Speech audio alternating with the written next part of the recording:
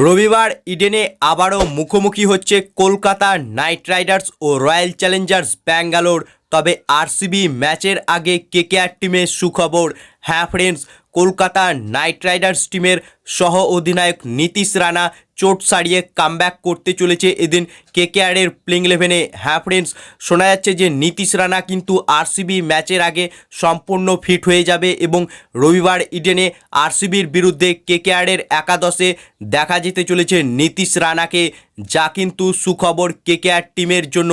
কারণ Nitish Rana Kolkata night Riders টিমের একজন ইম্পর্টেন্ট প্লেয়ার এবং চোটের কারণে সে বেশ কয়েকটি ম্যাচ খেলতে পারেনি। তবে এদিন ইডেনে আরসিবির বিরুদ্ধে রবিবার কেকেআরের একাদশে আবারও ফিরতে চলেছে নীতিশ রানা এবং সম্ভবত আঙ্ক্রিস রঘুবংশীর জায়গায় কেকেআরের একাদশে আবারও ফিরতে চলেছে নীতিশ রানা আরসিবির বিরুদ্ধে। এবং আরসিবি ম্যাচের আগে কিন্তু কেকেআর টিম আরও শক্তিশালী হয়ে উঠবে নীতিশ রানা কামব্যাক করায় এবং কেকেআর টিম কিন্তু এদিন আরসিবিকে হারিয়ে জয়ের ছন্দে ফিরতে মরিয়া। কারণ কলকাতা নাইট রাইডার্স টিম তাদের শেষ ম্যাচ রাজস্থান রয়্যালসের কাছে জেতা ম্যাচ হেরেছে।